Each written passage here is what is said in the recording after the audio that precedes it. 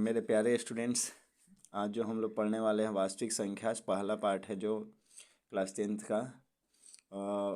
गणित में आपको सबसे पहले पढ़ना है वास्तविक संख्याओं के बारे में। तो इसमें सबसे इम्पोर्टेंट जो क्वेश्चन है, सबसे पहला क्वेश्चन ये बार बार एग्जाम में पूछा जाता है कि सिद्ध करें कि कोई संख्या जो कि रूट में है जो परफेक्ट स्क्वायर नहीं है, जैसे कि √2, √3 या √5। तो ये सिद्ध करने के लिए आता है कि आप सिद्ध करें कि ये एक अपरिमेय संख्या है। तो सबसे पहले हम यही क्वेश्चन देखेंगे। आपका जो क्वेश्चन है, सबसे पहला प्रश्न है कि सिद्ध करें कि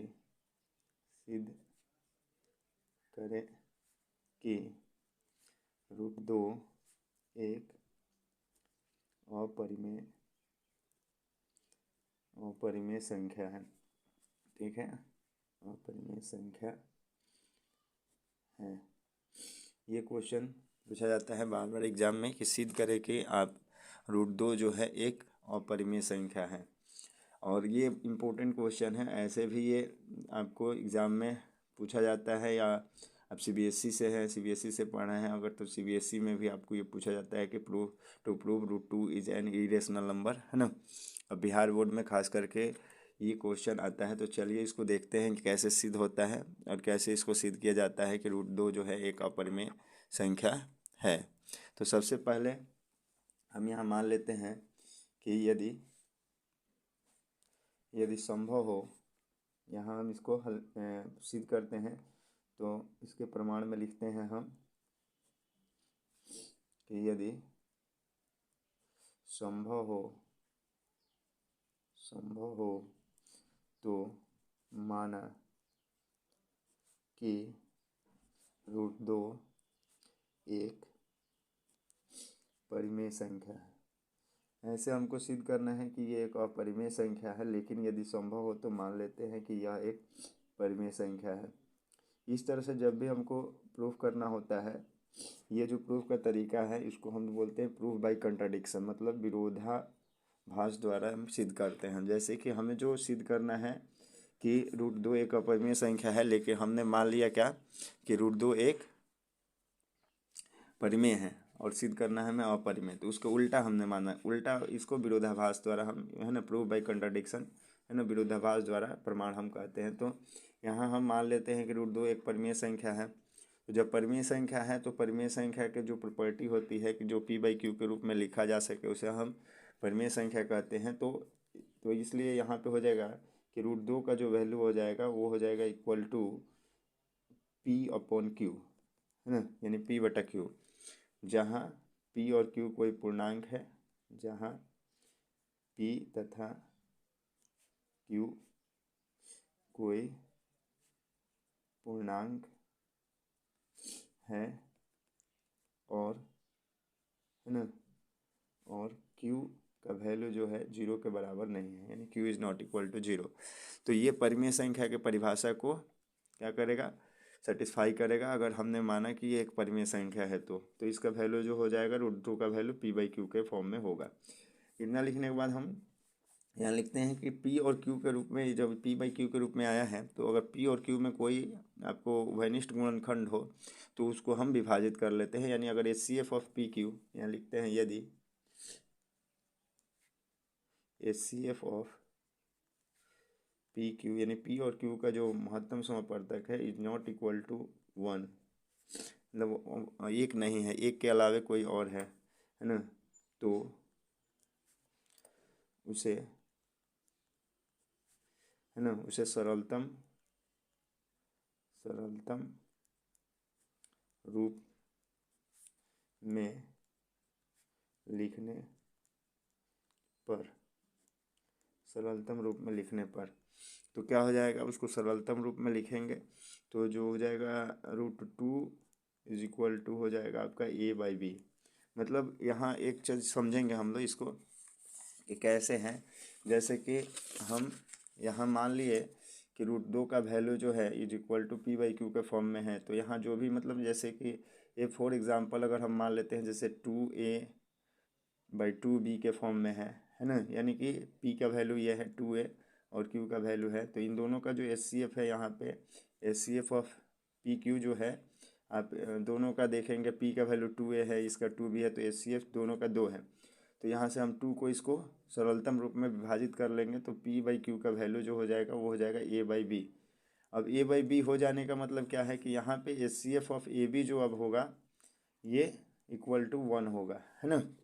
अब ये HCF ऑफ AB क्या होगा, 1 होगा। तो वही यहाँ पे हमने किया है कि अगर P/Q में P और अपन Q में कोई उभयनिष्ठ गुणनखंड है तो उसको हमने विभाजित कर लिया है। तो विभाजित करने के बाद जो है हमारा हो गया A/B हो गया है। अब यहाँ पे HCF ऑफ AB क्या हो जाएगा, यहाँ HCF of AB is equal to 1 हो जाएगा। HCF of AB is equal to कितना हो जाएगा, 1 हो जाएगा, ठीक है। अब HCF ऑफ AB 1 हो गया, यानी कि अब जो है P और Q का उभयनिष्ठ गुणनखंड यहाँ ख़त्म हो चुका है। तो यहाँ पे HCF ऑफ AB क्या हो गया, 1 हो गया। तो अब जो है इसके आगे बनाते हैं। तो यहाँ से अब क्या है कि अब यदि हम यहाँ देखते हैं कि √2 का वैल्यू जो है इक्वल टू कितना है, A/B है, तो इसको हम क्रॉस गुणा कर लेते हैं। तो क्रॉस गुणा करने के बाद यहाँ देखेंगे, इसको सॉल्व करते हैं तो क्या हो जाएगा आपका, √2 से B में होगा तो √2B हो जाएगा, इक्वल टू A से 1 में होगा तो A हो जाएगा, ठीक। √2B is equal to A हो जाएगा। अब इसको दोनों तरफ हम वर्क करेंगे, दोनों पक्षों का वर्ग करने पर, ठीक। तो दोनों पक्षों का अगर वर्ग करेंगे तो क्या मिलेगा हमको, √2B² हो जाएगा इज इक्वल टू A², ठीक। यहाँ स्क्वायर करेंगे, √2 का स्क्वायर हो जाएगा 2, √2 इंटू √2 होगा, यहाँ पे √2 का स्क्वायर करेंगे तो √2 इंटू √2 होगा। तो √2 इंटू √2 क्या हो जाएगा हमारा, √4 होगा। और 4 का स्क्वायर रूट जो हो जाएगा 2 हो जाएगा। तो यानी कि किसी भी स्क्वायर रूट वाले ऐसे नंबर को है ना 2 बार गुणा करने पर जैसे उसका परफेक्ट स्क्वायर जो होता है वो संख्या आ जाती है ना। तो यहाँ पे √2 का स्क्वायर जो हो जाएगा 2 हो जाएगा। फिर यहाँ B का स्क्वायर करेंगे तो B² हो जाएगा इज इक्वल टू A², ठीक। तो ये जो है स्टेटमेंट यहाँ पे ये जो है यहाँ पे इसको समझेंगे कि √2B² इज इक्वल टू जो A² आया, इसको हम ऐसे लेते हैं कि यहाँ पे ये जो A² का वैल्यू है, यहाँ 2 इंटू मतलब इसको करने पर इसको ऐसे समझें कि अगर हम इसे देखें कि 2 इंटू समथिंग यहाँ कर रहे हैं, 2 इंटू समथिंग कोई भी नंबर जैसे 3 किया और A=6 हुआ, तो ये 6 जो है इन दोनों से डिविजिबल होगा, 2 से भी और 3 से भी, मतलब दोनों से विभाजित होगा क्योंकि दोनों का प्रोडक्ट ये है। तो वैसे ही यहाँ पे जो है हम देखें तो यहाँ पे ये जो 2B² है, 2 और B² का प्रोडक्ट A² है, तो A² जो होगा 2 से भी विभाजित होगा और B² से भी विभाजित होगा। तो यहाँ लिखेंगे कि चूँकि है ना ये स्टेटमेंट जो है इसके द्वारा हमें पता चलता है कि ये A² जो है A² 2 से विभाजित है, 2 से विभाजित होगा, विभाजित होगा या विभाजित है ना। इससे पता चलता है कि ये स्टेटमेंट क्या बताता है कि A² जो होगा 2 से विभाजित होगा क्योंकि 2 इंटू B² करने पर हमारा A² है। फिर उसी तरह जब A² जो है अगर कोई नंबर है, कोई भी प्राइम नंबर है जिसका स्क्वायर जो है अगर किसी नंबर से डिवाइड हो रहा है तो वो सेल्फ नंबर भी क्या हो जाएगा, खुद वो डिवाइड होगा उस 2 से। तो यहाँ हम देखते हैं कि A² अगर 2 से विभाजित है तो A भी 2 से विभाजित होगा, A 2 से विभाजित होगा, है ना, विभाजित होगा, ठीक। तो ये हो गया कि A² 2 से विभाजित है तो A भी 2 से विभाजित होगा। अब जो है ये स्टेटमेंट जो आ गया कि A 2 से विभाजित होगा, यही स्टेटमेंट जो है आपका काम करेगा आगे। देखिए आगे कैसे करते हैं हम लोग। तो यहाँ पे अब A जो है 2 से विभाजित है तो हम मान सकते हैं कि A का जो वैल्यू होगा यहाँ पे देख लीजिए कि अगर मान लेते हैं कोई भी नंबर अगर विभाजित है, जैसे A ही है, A अगर 2 से विभाजित है तो 2 से किसी संख्या में गुणा करने पर ये A का वैल्यू आएगा। सपोज कि अगर A का वैल्यू 6 है और 6 2 से डिविजिबल है तो यहाँ पे 3 से गुणा करेंगे तो जाकर 6 होगा। तो यहाँ इसका कोई ना कोई कोफिशिएंट होगा। तो यहाँ पे हम क्या मानेंगे कि माना कि A बराबर, ये जो A 2 से विभाजित है इसी को लेकर मान रहे हैं, A माना कि A बराबर 2m, यहाँ A का वैल्यू जो है 2m मान लेंगे चूँकि 2 का कोई भी कोफिशिएंट होगा जिसको गुणा करने पर A आएगा, ठीक है। तो जब A बराबर 2m मान लेंगे तो इस मान को हम इसको यहाँ पे ये समीकरण 1 करेंगे और इस समीकरण 1 में हम इस मान को रखेंगे। तो यहाँ पे हो जाएगा, है ना, इसलिए समीकरण एक से ठीक। तो समीकरण एक से क्या होगा कि हम यहाँ पे मान रख देते हैं समीकरण एक में ए का मान कितना है 2m, तो यहाँ हो जाएगा आपका 2b² इज इक्वल टू ए की जगह पर हम लोग यहाँ रख देते हैं 2m ठीक।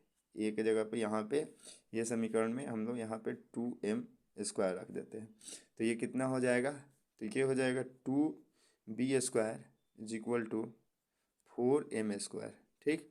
2 का स्क्वायर करेंगे, यहाँ 2 का स्क्वायर हो जाएगा 4 और m का स्क्वायर m², तो यहाँ 4m² ये हो जाएगा ठीक। अब 4m² हो गया तो इस 2 को इधर भेज देते हैं, तो हमारे पास आ जाएगा b² का जो वैल्यू हो जाएगा 4m²/2, इसको ले कैंसिल कर लेंगे 2m² है ना। तो हमारे पास आ जाएगा b² का जो वैल्यू आ जाएगा वो हो जाएगा 2m² ठीक। अब जो स्टेटमेंट यहाँ ऊपर आया है वही स्टेटमेंट नीचे भी आया है। यहाँ 2b² is equal to a² आया, इसका मतलब कि a² 2 से विभाजित है। वैसे ही यहाँ पे भी हमारा b² is equal to 2m² आ गया, तो यानी b² जो होगा ये भी 2 से विभाजित होगा। जैसा कि हमने अभी समझाया आपको, इसको आप लोग याद ही रखेंगे कि अगर दो किसी भी नंबर के साथ किसी नंबर का प्रोडक्ट करने पर वो आ रहा है नंबर, तो यानी कि वो नंबर जो होगा उन दोनों से विभाजित होगा। जैसे यहाँ पे अगर सपोज करिए कि ये का वैल्यू 6 है और 2 × 3 है, तो 2 3 दोनों से ये 6 क्या होगा, विभाजित हो जाएगा। तो वैसे ही यहाँ पर भी ये b² जो होगा 2 और m² दोनों से विभाजित होगा। तो हम लिखेंगे है ना कि यहाँ ये स्टेटमेंट आने का मतलब कि हम लिखेंगे क्या कि b² जो है b² 2 से विभाजित होगा, b² 2 से विभाजित होगा। तो अगर b² 2 से विभाजित होगा तो इसका मतलब b भी क्या हो जाएगा, b भी 2 से विभाजित होगा ठीक, b भी 2 से विभाजित होगा। तो जब दोनों 2 से विभाजित होंगे बाबू a और b, a यहाँ पे हमारा एक स्टेटमेंट आया कि a जो होगा 2 से विभाजित होगा, फिर एक स्टेटमेंट आ गया b भी होगा जो 2 से विभाजित होगा। तो यानी कि a और b दोनों का HCF क्या हो जाएगा हमारा, a और b दोनों का HCF क्या हो जाएगा, यहाँ पे HCF ऑफ AB क्या हो जाएगा हमारा, HCF ऑफ AB क्या हो जाएगा हमारा 2, HCF ऑफ AB क्या हो जाएगा 2 हो जाएगा। HCF ऑफ AB क्यों 2 होगा, क्योंकि A तथा B यहाँ लिख लेंगे, चूँकि A तथा B दोनों 2 से विभाजित है, 2 से विभाजित हैं। तो जब HCF ऑफ AB क्या हो जाएगा हमारा, HCF ऑफ AB हो जाएगा हमारा 2, तो HCF ऑफ AB 2 हो गया। जबकि हमने एक ऊपर यहाँ देखेंगे इस यहाँ पे हमने HCF ऑफ AB कितना किया था आपको 1, क्योंकि यहाँ पे जो भी कोफिशिएंट था उसको हमने कैंसिल किया था। तो जहाँ HCF ऑफ AB 1 आया और फिर अगर हम नीचे सॉल्व किए तो यहाँ HCF ऑफ AB 2 आ गया ठीक। तो ये दोनों जो कथन है ध्यान दीजिएगा, ये दोनों एक दूसरे के विरोध में है, मतलब एक दूसरे को उल्टा है। या तो ये सही है तो ये गलत है, या ये गलत है तो ये सही है, तो एक ही कोई सही हो सकता है। तो दोनों एक साथ में सही नहीं होंगे, क्योंकि एक ही नंबर दोनों A और B ही है, तो एक ही नंबर का HCF एक बार निकाले तो 1 हो और फिर दोबारा निकाले तो 2 हो, ऐसा पॉसिबल नहीं है। दोनों का HCF सेम ही आना चाहिए, दोनों बार 3 बार 4 बार 10 बार भी क्यों ना निकाले। तो ये ऐसा विरोध इसलिए उत्पन्न हुआ कि हमने यहाँ पे चूँकि हमारी मान्यता ही गलत है कि √2 जो है क्या है, एक परिमेय संख्या है। ये गलत मान्यता के कारण ही ये विरोध उत्पन्न हुआ। तो यहाँ हम लिखेंगे कि चूँकि है ना HCF ऑफ AB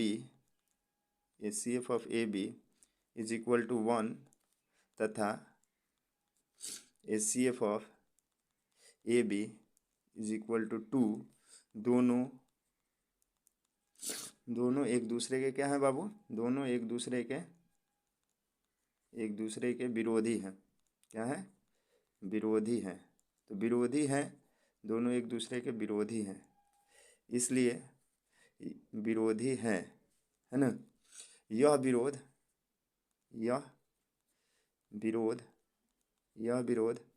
है ना, यह विरोध हमारी गलत है ना, हमारी गलत मान्यता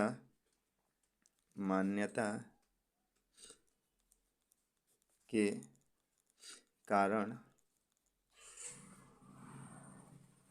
कारण उत्पन्न हुआ है है ना।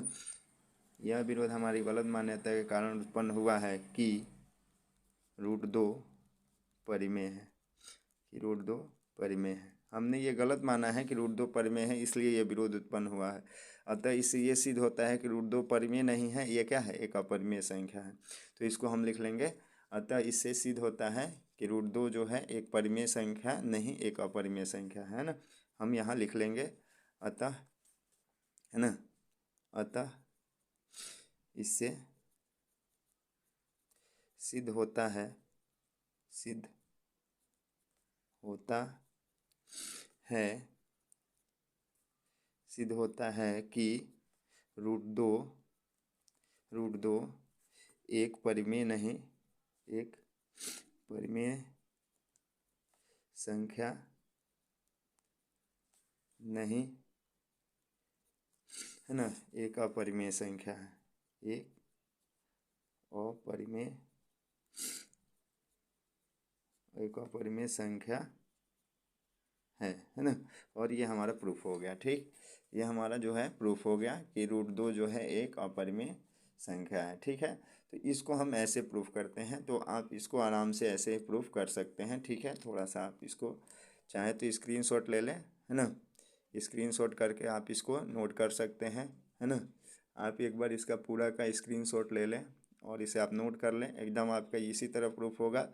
और ये प्रूफ जो है आपको समझ में आ गया होगा, चूँकि ये विरोधाभास द्वारा प्रूफ है कि इसमें जो है हमने पहले तो दिखाया कि √2 जो है एक परिमेय संख्या है, हमने माना। और चूँकि √2 परिमेय संख्या है तो परिमेय संख्या के परिभाषा के अनुसार √2 को हमने p/q के फॉर्म में लिखा। फिर p और q में कोई अगर उभयनिष्ठ गुणनखंड हुआ तो उसको हमने कैंसिल किया, वहाँ पे √2 का वैल्यू a/b हो गया, a/b के फॉर्म में, जहाँ पे HCF(a)b 1 हो गया। और फिर उसके बाद आगे सॉल्व किया तो हमें पता चला क्या कि a और b दोनों जो है 2 से विभाजित होंगे, अगर √2 को हम परिमेय मान रहे हैं तो जब 2 से विभाजित होंगे तो उसका HCF(a)b 2 हो जाएगा। तो अगर HCF(a)b 1 और 2 एक दूसरे, ये दो ही नंबर का अगर 2 बार HCF निकाला जाए और अलग अलग आ रहा है, इसका मतलब क्या है कि हमारी मान्यता जो है गलत है कि √2 क्या है, एक परिमेय संख्या है। तो इस तरह से हम आसानी से इसको प्रूफ कर सकते हैं। और किसी भी रूट का नंबर हो, चाहे √3 हो, √5 हो, √7 हो, इस तरह के जो भी होंगे सब इसी तरह प्रूफ होंगे। अब √2 के जगह पर यहाँ 2 से विभाजित हो रहा है, √3 के जगह पर 3 से विभाजित आएगा, √7 का करेंगे तो √7 से विभाजित आएगा। और ऐसे करके हम आसानी से प्रूफ कर सकते हैं कि कोई भी जो रूट में नंबर है और वो अगर पूर्ण वर्ग नहीं है, परिपूर्ण वर्ग नहीं है, तो वो क्या है, एक अपरिमेय संख्या है। धन्यवाद। आपको आशा करता हूँ ये क्वेश्चन समझ में आ गया होगा। अगर आपको ये क्वेश्चन समझ में आया तो आप चैनल को सब्सक्राइब कर लें और अपने दोस्तों में इसे शेयर करें। और अगर चाहते हैं कि इस तरह के क्वेश्चन का, हर एक क्वेश्चन का आपको सॉल्यूशन मिले, तो हमारे चैनल को सब्सक्राइब करें और नोटिफिकेशन बेल को दबा दें, ताकि जब भी मैं वीडियो डालूँ तो आप तक सबसे पहले पहुँचे। धन्यवाद।